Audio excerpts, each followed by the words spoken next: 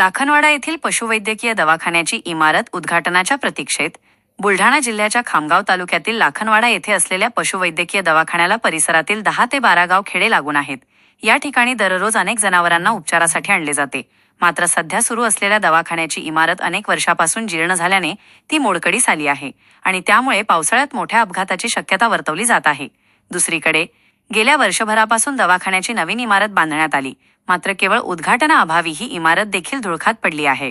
यामुळे शेतकऱ्यांमध्ये प्रचंड संताप व्यक्त केला जात असून तात्काळ नवीन इमारतीत पशुवैद्यकीय दवाखान्याचे स्थलांतर करण्यात यावे, अन्यथा आंदोलनाचा इशारा देण्यात आला आहे। बोलतो लाखनवाड्याहून हा जो धोड दवाखाना आहे खूप दिवसापासून जीर्ण झालेला आहे आणि तिथे वारंवार शेतकरी लोक बैल गाय म्हशी वगैरे घेऊन जातात, पण तो सुरू काही नसते। त्याच्यामुळे नवीन जो दवाखाना बांधला आहे हे डॉक्टर लोक काही यांना म्हणजे त्यांची काय समस्या आहे याचं काही कळत नाही आहे आणि तो खूप दिवसाचा बांधून बी त्यांना स्थलांतर नाही होत आहे आणि तो बंद असल्यामुळे तिथे तो इमारत खूप ढसाळलेली आहे।